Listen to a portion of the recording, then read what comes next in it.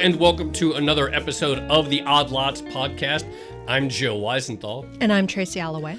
Tracy, one of the there are numerous forces that are sort of conspiring, so to speak, to create shortages in various commodities, but a persistent one clearly is the ongoing war, the invasion of Ukraine by Russia. Right. So this is something we've spoken about, I guess, multiple times at this point. But Ukraine, of course, sometimes referred to as the breadbasket of Europe or whatever cliche you want to use. A big portion of the world's grains derive from Ukraine. And I mean, there's also lots of grain growing in Russia as well, which is also off limits now. But there's an issue.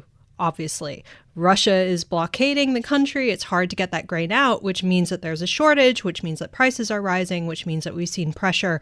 I mean, particularly in emerging markets, places like Egypt that actually get a lot of their food supply from Ukraine. Yeah, that's right. And so we can look here at a chart of, say, wheat futures, and the price is obviously going up. But for the American consumer, there's sort of like underlying food commodity prices. They're only a modest contributor to food inflation overall. In many emerging markets, they're much more exposed directly to the price. And what's worse is not just the price, but outright shortages. So it's one thing to say, okay, the price is up.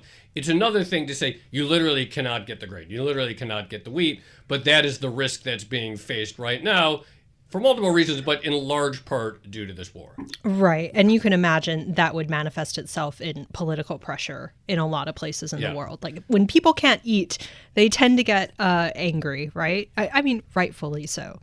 Yeah. And so then the question is, I guess there's two questions. Is like, one is what is happening with wheat plantings in Ukraine? But then even if plantings were to somehow be sustained amid the war, how much of the grain can actually get out? And as you mentioned, right now there's very little getting out.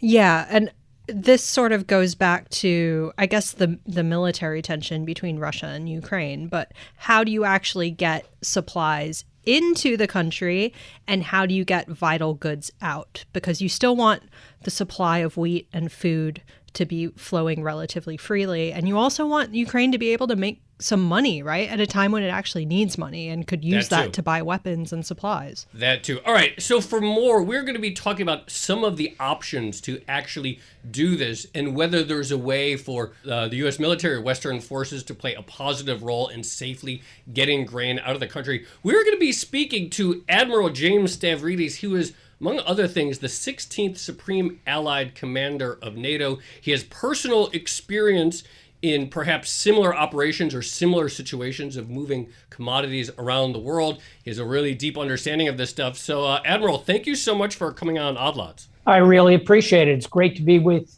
both of you. Thank you. Absolutely. Thank you so much. So, to start, you give us your assessment of the current situation, why exporting grain from Ukraine right now is so constrained. Well, I'm really struck by a book I just published called To Risk It All, 9 Conflicts in the Crucible of Decision. And it's about decision-making under extreme stress. And so here I think we have a pretty good example of both Vladimir Putin on, if you will, the dark side of the equation, and Volodymyr Zelensky on the lighter side, on our side of the equation. Both of these men are literally risking it all. And one of the crucial components of it is this ability or not to export grain. I think you and Tracy, Joe, did a nice job laying out the challenges globally if it doesn't get out. So we come pretty quickly to, okay, Admiral, so how would you get the grain out? You know, I don't need to tell an Odd Lots audience that 95% of all international trade moves by sea. And grain, of course, is a commodity that moves out in mass. And so the idea of trying to truck it out or even train it out of Ukraine it doesn't serve. So the problem is Russia has taken their Black Sea fleet, about 40 warships, and effectively they've blockaded the entire coastline of Ukraine. They already control on the land side about 70% of that coastline on the Black Sea. But that remaining 30% has Odessa in it. And Odessa is like Los Angeles, Long Beach in the context of the United States. It's the port. And therefore, the key is how can we, if you will, open that port? And at the moment, it's not only blockaded by Russian warships, but it's mined in both by the Ukrainians and reportedly by the Russians. So it's a very complex maritime problem. And to very quickly sketch it out, what we would do first is get rid of the mines. I think that's pretty obvious why you need to do that. And maybe some of the listeners can remember back to the 1980s when Iran blockaded the Strait of Hormuz. What did the U.S. do? We got rid of the mines. We certainly have that technology. Our allies, there's a standing NATO mine-sweeping task force that could be sent up in the Black Sea to do this. We got rid of the mines in the 1980s in the Arabian Gulf, and then we reflagged Kuwaiti tankers as U.S. vessels, and then we escorted them, put a cruiser, a destroyer, or a frigate alongside every one of them, provided air cover, and simply drove them in and out and told the Iranians, in effect, don't even think about it. And that solution could be applied here in Ukraine. And if we don't move in that direction pretty quickly, I think the consequences of global food security are quite dire. So I have a bunch of questions already, but maybe let me start with the most pressing one. But would an escort of ships in the manner that you just described, would that not be seen as a provocation by Russia? I think it would be seen as a provocation, and we have to ask ourselves, is it sufficient, the need to do this, is it sufficient to accept the level of risk? Back to the book I just published, To Risk It All, that's exactly what I examine in the book in a series of maritime case studies, is when are you willing to accept risk? And is it justified by your ability to mitigate the risk? And again, we get rid of the mines, we put escorts with all these ships, and we also demarche, we publish NOTAMs. Again, I don't have to tell an Odd Lots audience what that is. And we tell the Russians. Okay. Both Joe and I just looked at each other. But you don't have to tell the audience. Okay, I overestimated. No, the audience. I'm sure the audience gets it. It's the hosts in this case who need to explain it to. Okay, indeed. For our hosts, a NOTAM is a notice to mariners, and it can be published about a floating object that's become an obstruction, about newly discovered underwater formations, or about a missile shoot or a gun shoot that a naval warship's going to conduct. It's really just the equivalent of posting public notice of operations. So we would demarche the Russians. What that means is go diplomat to diplomat, and we would issue NOTAMs, notice to mariners, which goes, if you will, mariner to mariner, warships to warships. The calculus then shifts over to the Russians. And here you just have to put yourself in the shoes of the Russians and ask yourself, in the words of Clint Eastwood, are you feeling lucky today? I don't think the Russians would take a shot at a merchant ship escorted by a U.S. warship, therefore highly defended, doing a humanitarian mission, taking grain to a starving world. I just don't see Russia taking that shot. There is obviously an incredible amount of hesitance about committing any sort of U.S., anything that would resemble sort of like direct U.S. military involvement. We're willing to send weapons and, of course, money to Ukraine. Obviously, all of NATO well short of actually anything beyond that. But in your view, something like escorting a ship through the Black Sea or demining the area does not come close to that at all, in your view? It does not, as follows. Where we have drawn the red line as to U.S. involvement is on the soil of the Ukrainian land or Russian soil. But here we're talking about neither of those. We're talking about international waters. So these ships would not be passing through Russian claimed waters at all. These would be international high seas. So I think that's a crucial difference, and one that we would certainly articulate and be very clear with the Russians. Look, we're not entering your territorial waters to conduct this mission. We're going into a Ukrainian port, but through international waters and, of course, through the Ukrainian territorial sea with their permission. So I think this passes the risk test. But I will also say, at this point, do we really need to worry about provoking Russia, in the sense that they're the ones who have invaded this country with 200,000 troops, committed hideous war crimes, are refusing negotiations, and are blocking food from the rest of the world? I mean, at some point, you just have to look a bully in the eye and say, no, your behavior is unacceptable. Here's what we're going to do about it. I think we've hit that point in this particular course of action.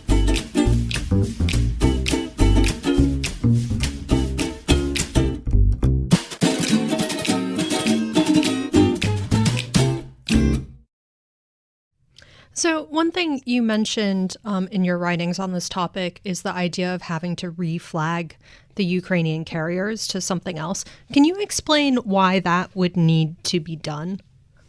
I actually don't think that is a crucial step. I think it ups the ante for Russia.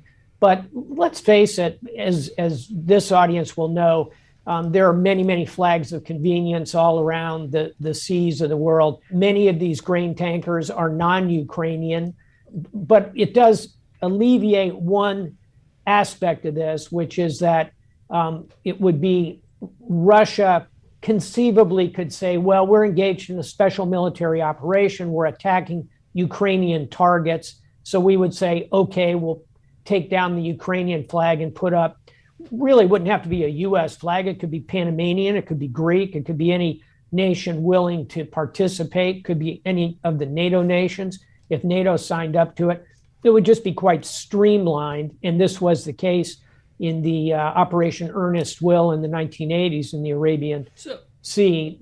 It's just quicker. You can put a U.S. flag on it because the U.S. government says, yep, we'll take that ship.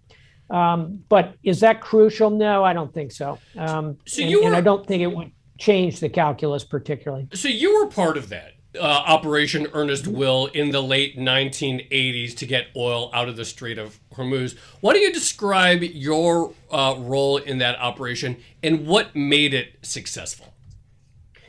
My role was, obviously, that was many years ago. I was a very young lieutenant commander. I suppose I was in my late 20s, maybe 30, and I was the operations officer on an Aegis cruiser, USS Valley Forge. And as the ops boss, my job was to participate in all the planning that went into the operation alongside the admiral's flag staff and my equivalents from all the other ships that were in the task force. So we would get together on the carrier and kind of sketch out the whole operation. We'd send it up the chain of command. It would get approved and come back. So step one for me was planning process, very deeply involved. And then in the execution phase, I was the tactical action officer on board the Valley Forge, effectively the officer on watch with the firing key. So if we were overflown by Iranian combat aircraft, I had permission to shoot them down. If the Iranian small boats were to attack the tanker, I could engage them with our gun systems. Naturally, if a situation like that developed, the captain would come very quickly into the Combat Information Center to make sure Lieutenant Commander Stavridis didn't do anything foolish. But as I described it, we would just sail right up through the Strait of Hormuz and up the center of the Arabian Gulf and go up, and the tankers would load oil up at the ports in Kuwait, and then would turn around and take them back down. And when we got them into the Indian Ocean and out of range of Iranian aircraft and Iranian warships, we were able to cut them loose and off they would go. This was actually going to be my next question. So how far would a military escort for ships normally go? Do you take them all the way to, well, presumably you wouldn't take them all the way to their destination, but how do you decide when they're out of, the danger zone? Yeah, in that particular situation, it was relatively easy to calculate by looking at Iranian military capability. How far could their attack aircraft fly? How far did they typically operate warships? Answer in both cases, not very far. In the case of Russia, I think safely speaking, we would escort them down through the Bosphorus and out of the Black Sea and into the Aegean Sea. I think that's where you're going to cut them loose.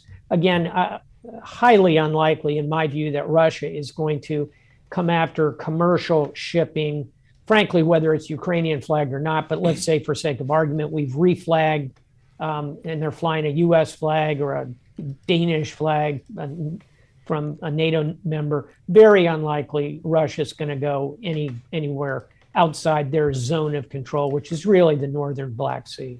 More broadly today, what are the existing either U.S. or NATO resources that either have the best equipment or the best experience in working with the safety and securing of commercial fleet? All of the NATO navies do this quite well, and most of the NATO nations have very capable coast guards, including obviously our own. And again, an Odd Lots audience will know well the close working relationship of the U.S. Coast Guard to merchant shipping. That's replicated by the French Coast Guard, the German Coast Guard, the Danish Coast Guard. And I think that you could certainly draw on that expertise. Finally, Tracy and Joe, I would say that we have experience doing this much more recently. During the period of time when I was Supreme Allied Commander of NATO, from 2009 to 2013, we were facing pirates off the coast of East Africa. This, of course, is the time of Captain Phillips, who is captured from the Maersk, Alabama, rescued by a very heroic Navy operation. Frankly, one of the case studies in my book, To Risk It All, is about that operation. In that period of time, all of our navies worked very closely with the international shipping community, if you will. And I would go every few months to London to the International Maritime Organization, which functioned as a kind of umbrella over both the major shipping companies. So we had representatives there from all of them, and the major navies that were part of the counter-piracy. So we've got very recent experience working alongside our merchant marine colleagues. And frankly, that relationship is generally pretty comfortable. So can you actually talk a little bit more about the sort of day-to-day relationship between the military and merchant carriers? And, I'm thinking, Tracy, too, like about even some of these conversations that we had with Zoltan Pozar, where he talked about this exactly, where it's like, what the Fed was to the financial crisis, the military is going to have to be the sort of global commodity crisis. But even before the sort of current acute tension, what is the sort of normal role that the U.S. military or the Navy plays in just sort of the securing of the global trade that I guess we all take for granted? Yeah, I think the key phrase there, Joe, is take for granted. Yeah. And we, all of us, the global population, kind of just feels as though, there's no problems out there. And yet, as recently as within the decade, we saw organized, strongly land-based pirate operations coming out of Somalia. We continue to see pretty vicious piracy in the Straits of Malacca. We see it off the coast of West Africa. We see kind of hints of it in and around the Caribbean at times. So piracy continues. A second zone, and I always say the oceans in many ways are the world's largest crime scene. Another major challenge, and we tend to think of this as merchant ships, tankers, break bulk, container ships. But how about the thousands and thousands of thousands of significant fishing craft that are out there? They are commercial and they are under assault frequently. A lot of the piracy is directed against them. And by the way, a lot of them are conducting illegal fishery activities. And some of that is state-sponsored, by the way. So that's a long way of saying there are many problems out there, and that's before we get into illegal dumping and pollution. Again, that's commercial activity that's going on out there, albeit illegal. So all of the world's navies and coast guards are very focused on this and are working very closely, both ashore with conferences and symposia and exchanging information and data sharing. We share immense amounts of data from U.S. maritime centers, for example, with commercial shipping companies, and they reciprocate. It's a very close and positive relationship. As we all know, the Coast Guard has a bit of a different role, more law enforcement. So, they're going to have a perhaps less of a warm and cozy relationship. I think navies and commercial shipping are quite close, and frankly have been back to the time of the ancient Greeks. So I know your expertise is on the shipping aspect for obvious reasons, but is there anything that would need to be done on the land side in order to get more grains to the port so that they could then be escorted and exported to the rest of the world? Great question, Tracy. First, we need to ensure that we're efficiently moving containers and cargoes in and out of these ports. And let's face it, we have a bit of a double whammy here in the sense that we're still just coming off COVID in many places. We also are seeing very high inflation. It's impacting labor forces. We're facing a major strike at Los Angeles, Long Beach, as we're recording this. And that's replicated around the world as longshoremen, for example, are looking at rising inflation. Right. They want to organize. They want to get more, understandably, so they can keep up with inflation. So we have to have efficient, well-run ports that offer good compensation for the kind of quality work we need in those ports. Number two, we need to make sure the ports are safe and secure. We worked very hard during the period after 9/11 to create much more security around ports globally, and a lot of that is still in place, not unlike the implementation of the TSA regime in all the airports.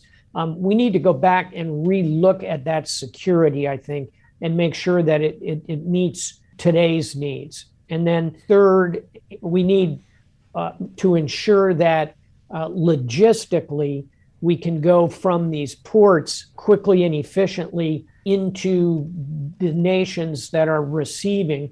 So in the military context, we would say this is from port to fort. Those railheads, those trucking systems, whatever the means of cargo delivery, is a whole secondary back office, if you will, where we, at least here in the United States, have some well-documented challenges as well. Like everything else in today's world, it's a big, complicated global supply chain. And when a portion of it is distended, as it is now by the events in Ukraine, on top of post-COVID, let's hope post-COVID, on top of staggeringly high inflation, it's a very difficult moment for global shipping, and it will have impact on the grain in particular. And that, I think, needs to be a key focus. Very minor aside question. Is the military dealing also facing a labor shortage right now, like other entities are? We are seeing some pressure on our recruiting, yes.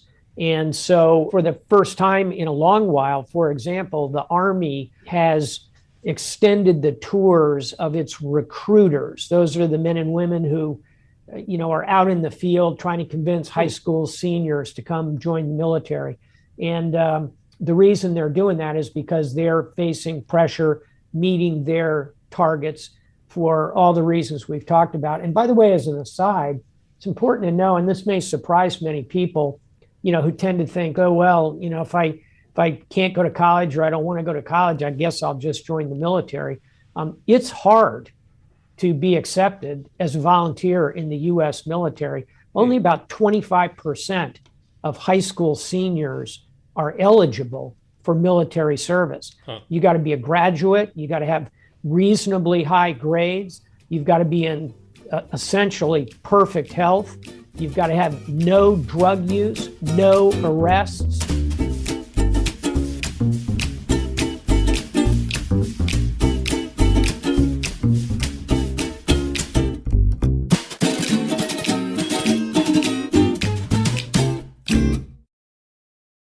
Going back to the challenge right now in Ukraine, demining the water around Odessa or demining any water sounds difficult.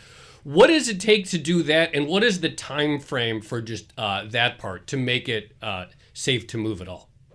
Right. So these are not floating mines. Okay. In other words, these are not mines that are just drifting all around. That's a much harder problem. Okay. These are mines that are fixed to the bottom, and therefore you don't have to take them all out. You just got to take out enough so that you can drive a tanker up a channel. So you got to demine the channels. Okay. And that's a finite space that you have to do. Now, could Russia do some dirty tricks and throw some floating mines in there? Conceivable, particularly if they felt they could do it without us knowing it. But we're watching for that. They know we're watching for that. So let's take as an entering argument that you have to clear the channels. You have minesweepers, and there are several classes of these, but they're ships that are devoted to this task, and they're quite capable. They have a very good sonar that can look into the water and find the mines, and then they have a remotely operated apparatus that can go and neutralize it. I don't want to go into more detail than that, but our capability in this regard is quite good. We practice constantly. To clear a channel from Odessa into clear waters of the Black Sea would be a matter of some weeks. It certainly wouldn't be months and months. So one thing we've been talking about on Odd Lots for the past couple of years now are supply chains and logistics. And it feels like the pandemic has really thrown into very sharp relief just how much those matter and how much they are often taken for granted in the modern economy. And my understanding is that in military conflict, there has always been an emphasis on supply chains and logistics because those are the things that can win or lose you wars. Can you talk a little bit more just in general about the importance of supply chains to military conflict?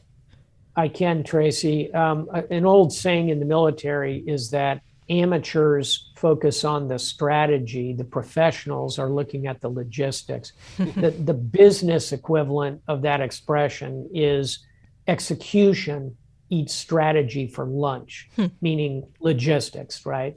And, again, Odd Lots audience, that's what we all do for a living, moving through these global supply chains.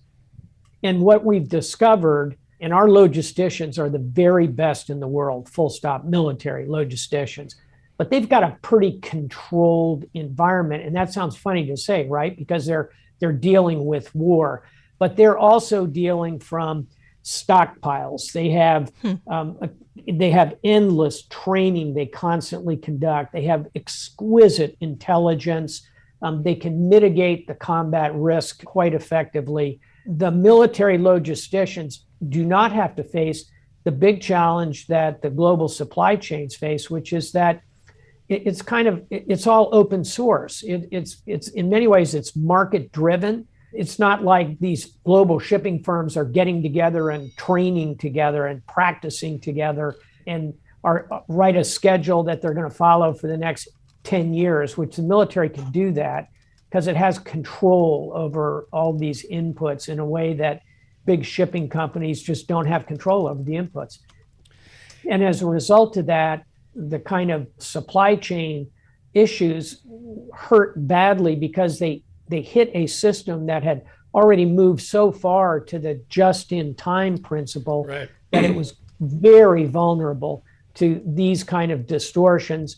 And again, first it's COVID, then it's the war, and then now it's this rampant inflation. All that is severely distending these global systems. It's going to require pretty significant rewiring, I think. Is there anything that private industry could learn from the military when it comes to managing supply chains? Well, I mentioned a couple of things. One is training. Another is information sharing with each other and with the government. And of course, they're in competition and that's hard. But, look at the airlines on the issue of maintenance and safety. They constantly work together and share information. Thirdly, and we talked about it already, work with the various governments, build those relationships.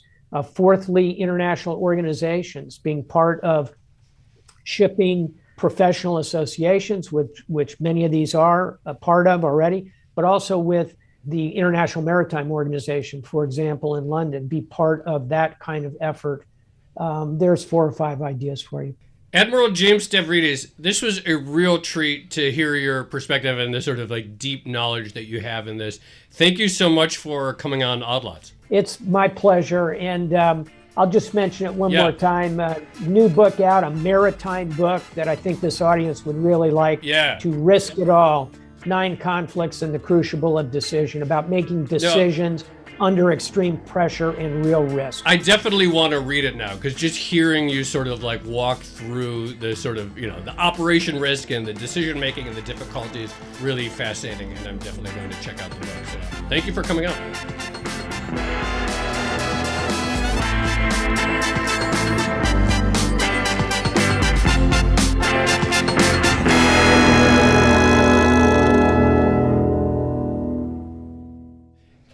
Tracy, just even beyond the acute crisis that we're facing with the war in Ukraine and the commodity shortage, in particular food, the role that the U.S. military or that military plays in normal times, just sort of keeping the global trade operations going, is definitely something that we haven't discussed much.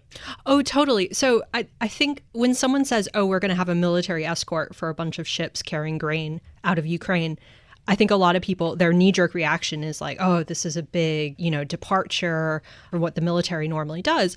But actually, a lot of policing on the seas is done by the military. Someone has to keep those trade routes safe, and typically it's the military.